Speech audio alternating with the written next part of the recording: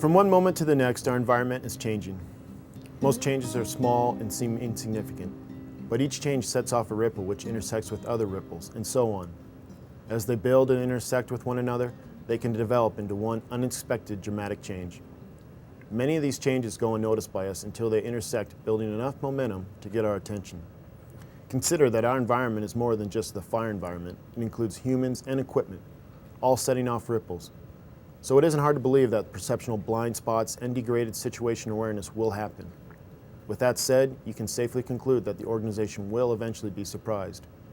When that happens, it is imperative for us to respond and bounce back swiftly and effectively. This is what happened on the Indians fire in Central California last summer.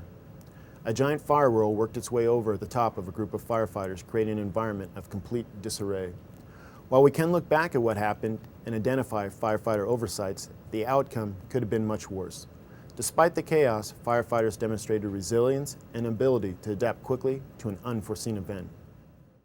On June 11, 2008, at approximately 16:30, members of the Fulton Hotshots and Los Padres Engine 7-1 found themselves standing on Milpitas Road in disbelief at the fire behavior event they had just experienced. No one could explain how the fury of the giant fire whirl had dissipated to nothing just as quickly as it had overrun them. The day of the fire whirl, temperatures warmed quickly into the 90s and relative humidity dropped to single digits. Firefighters were told to expect spotting and sustained runs that would test containment lines. No red flag watches or warnings were issued for the area. The fire had grown to 5,000 acres. Jim Smith's Type 2 incident management team was in place. By 0800, Division Charlie was fully staffed. At approximately 0900, crews began a burnout operation to establish a safety zone near the Charlie Delta Division break. By 1100, they were done. One of their incident objectives was to keep the fire north of the San Antonio River. To ensure this, crews were instructed to burn east along Milpitas Road. This is where we'll pick up the stories of the Fulton Hotshots and Engine 7-1. Okay, the resources that were in our division on June 11th, we've worked with before in prior years, so we all knew each other. All the captains knew each other, the soups knew each other. Our vegetation types were much like you see here. This grass component right here, knee high, we're actually in part of the fire area. Across the road here is one of our contingency lines, has the same fuel type, same kind of oak overstory canopy. And then as you get higher up, we get into a brush component. Some thicker chaparral, chamise is scattered throughout here, but predominantly what you see here is our fuel type that we're conducting the firing operation in. We understood the plan was to take fire from the crews that are working up the road here and pick it up from them and head east along the Milpitas Road. We started off with briefing the guys. We're going to use the black as we went for our safety zone. I personally contacted Division Soup Air Attack and Division Soup contacted operations, and everything was a go on firing. At approximately 1200, the Fulton Hotshots initiated their section of the burnout operation, with the main objective to carry fire east along Milpitas Road, staying ahead of the fire. The burnout was to be supervised by Louis Orozco and Josh Acosta, both foremen with Fulton. Josh has the main fire now, the firing heading off in this direction. The main activity still up on the slope, and it's moving this way, right along parallel with our operation. We stayed even with it and somewhat just a little bit ahead of it if we could, and just kept the firing going down the road. It was doing pretty good for us. We had winds at our back, and we had pretty good communications with Ron on what was going on out in front of us. We got Fulton bringing fire down the road here to try to get out in front of this. This is coming to hit the road, but we're dragging fire this way towards us to try to get out in front of it and slow it down. We're talking the same thing, 535? Yeah, or a light, a light for an aerial platform, just to be eyes in the sky, can tell us where some spots are if they're going to end up farther and we can see them. Okay, I understand. Very good. I can do that. During this whole operation, I never really felt in an unsafe situation. And when I took the firing show from Josh, I saw the activity was increasing. It's one of the biggest fire whirls I've seen. Look at it turning on itself. And it goes way all the way up. Ron Boyer and the Engine 7-1 crew are now just west of the corrals. Louis drags fire by them, moving east on Milpitas Road, still outflanking the column. Josh and his squad are further west, holding on the road. Louis coming down the road, just light and just ripping off.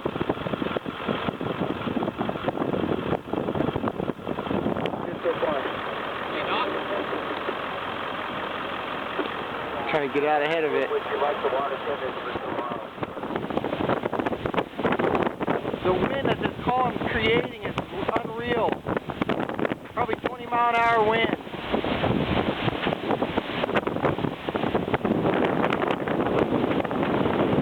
We had another spot initiate about 150 yards down the road here.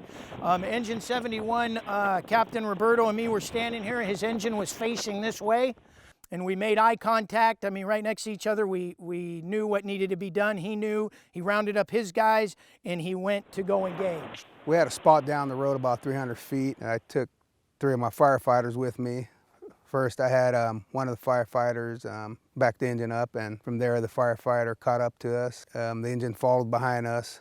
It was a 10 by 10 spot right off the road. Very easy to handle. Just squirt a little water on it, and would have been done with it. Got about 150 to 200 feet from the engine, no further than that, and that's when everything just came at us. So we went and turned the truck around. Frankie and I turned the truck around. And I looked forward because I was going to pull up and get behind Frankie, and the wind's just laid over, the smoke just laid over, and all of it just started just pulling in towards where the guys were. And so I finally got straightened out on the road, and this was within seconds. All this stuff just happened so fast, it was unreal. There's a big limb that pretty much got plucked right off the tree, landed in the road, and threw in little spots right off the road. And then as I was going towards where the guys were, I got on the radio and tried to get a hold of Bert and say, hey, there's, you got a spot behind you.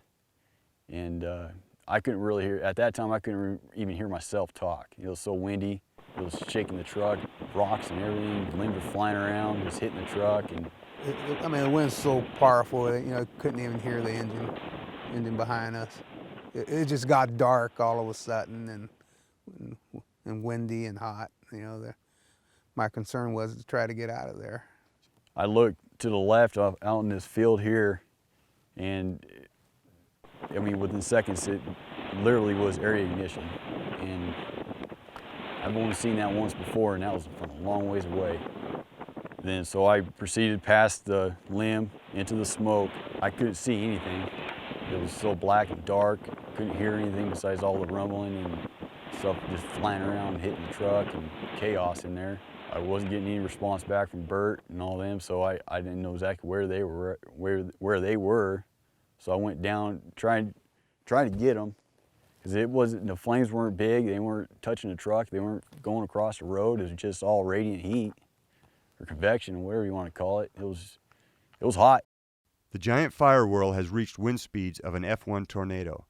Its smoke and heat-filled center lays over the top of the Engine 7-1 guys as they struggle to escape. The 2 Fulton hotshot squads were experiencing the effects of the fire whirl in an entirely different way, dodging debris and fighting to get back to their trucks. Once the winds picked up to what I guessed to be 80 miles an hour, we had branches of oaks, 10, 15 dBH branches coming off the trees and flying across the road. We had a couple of my guys on the crew out ahead of me about 40, 50 yards. I'd walk back to tie into one of our guys. And as they were coming back to us, I remember telling them to hurry. I was yelling at them to hurry up and come back towards me and get by the trucks. And they were trying to run, and they couldn't even run because the wind was so strong. At that point, I immediately, from directly due east, it's crystal clear, I'm in unburned fuel, and I'm getting hit by I'm not sure what it is. It feels like 1,000 bees hitting you. Not stinging, but just getting pelted by dime size or quarter size stuff. And I'm looking straight into the blue sky and I'm going, what in the heck? Everything's back here. And all of a sudden I get hit, and I'm getting hit with thousands of them. All of a sudden one goes down my shirt and I go, oh, that's hot embers. So the column was, it appeared to me to be sucking for more oxygen. It was pulling itself out of this drainage back behind us, pulling everything out, coming back through here, and then drawing back into itself. At that point in time, I looked up, and the column was now starting to lean. As I tried to work my way back to the truck, I had to bend down and hang on and go, because I'm in the green here 40 feet from the truck. I'm thinking I got to get to the truck because I don't want to be in the green, especially with hot embers going everywhere. I'm telling you, limbs are blowing off. It's 80-mile-an-hour winds. And I said, it's in the report. If a cow flew by, it wouldn't have surprised me. I am dead serious. It wouldn't even have fazed me. I mean, big things were in the air. Yeah, the smoke was, you know, real hard to see. We were blind, couldn't see anything. The heat, it was extreme, you know, hard to breathe. Yeah, I was just trying to figure a way out, you know, how to breathe in there. You know, it was tough. It was yeah, there was, you know, we thought that was it there, you know, because it was so hard to breathe. There's, you know, I thought they were going to pick us up off the ground there, off the pavement, you know. I mean, you know, hands were burnt, you know, felt embers on my neck.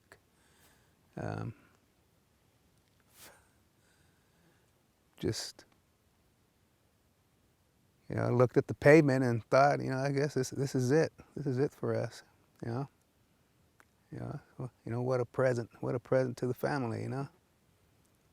And after that, I just, you know, just remembered my training and, you know, fire shelter training, and, you know, started breathing calmly and taking short breaths. And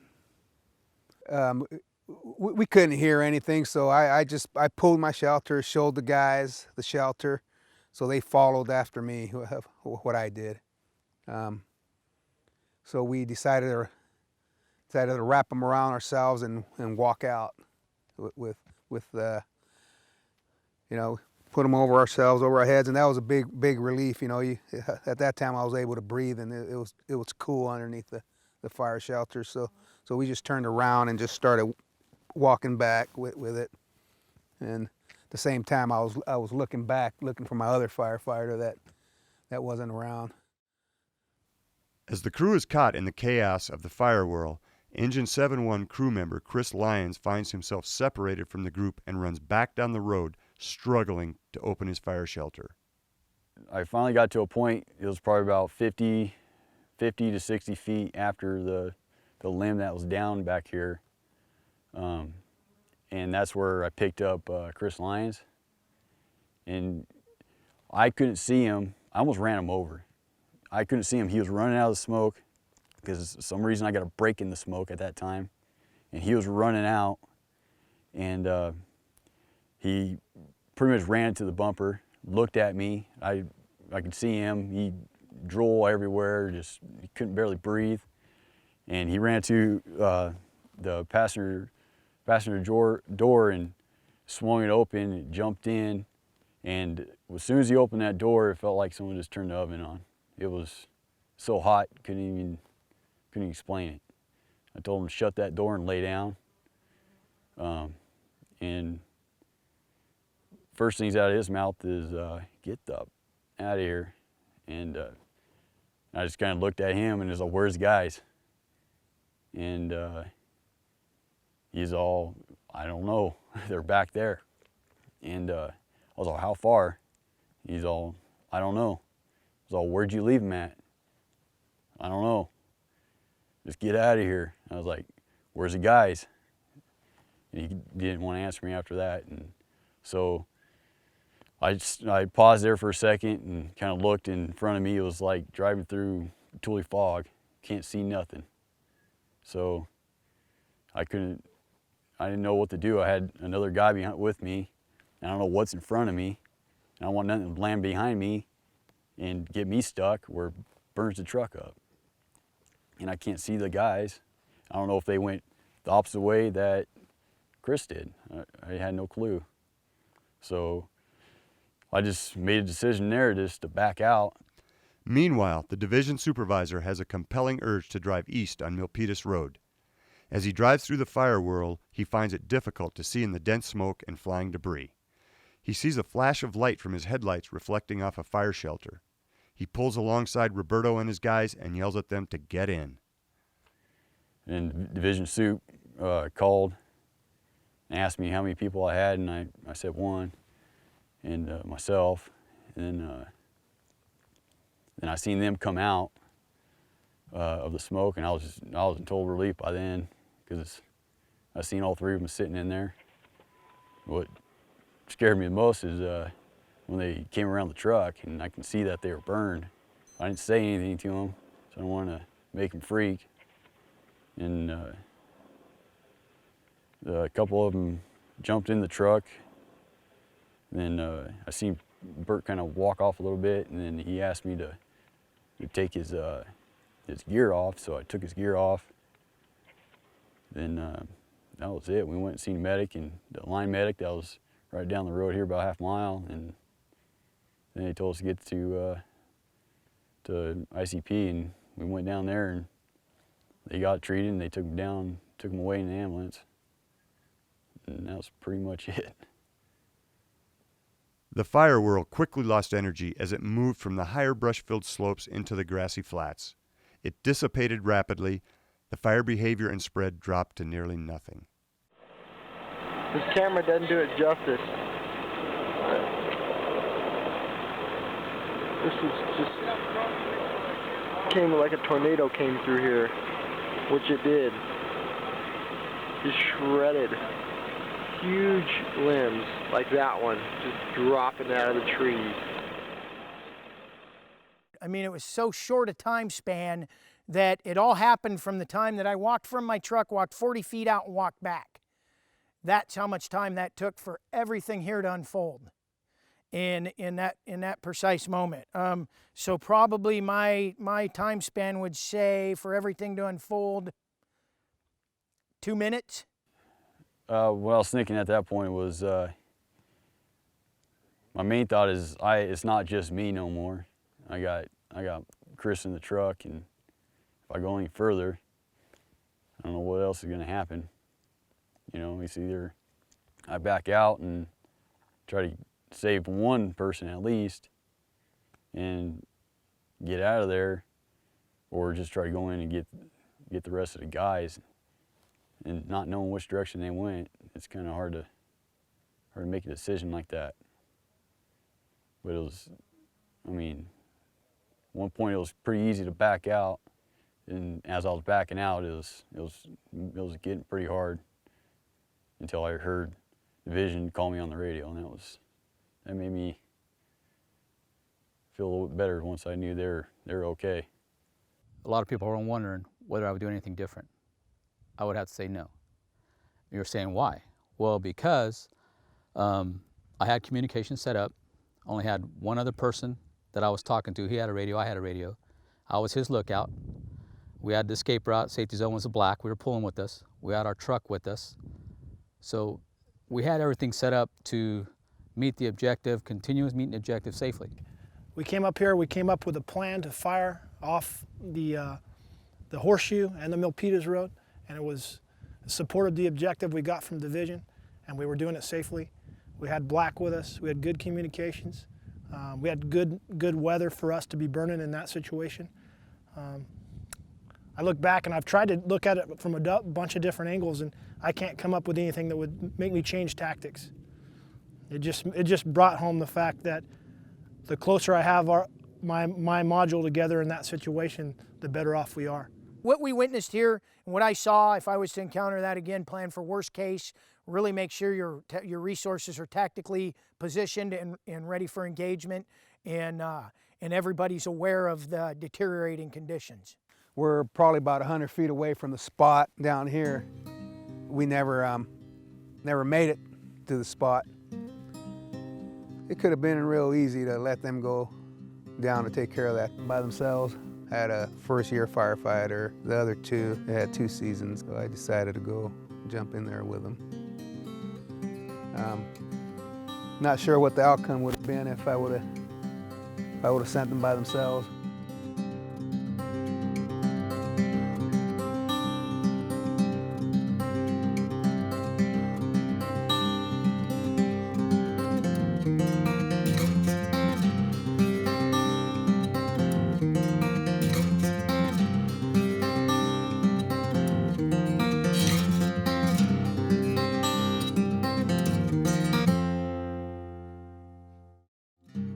This story was intended as an opportunity for you to learn from the experiences of others. We hope that you're able to place yourself in their boots and think, what would I have done? Using the talking points in your student workbook, discuss your perceptions of the Indians' fire.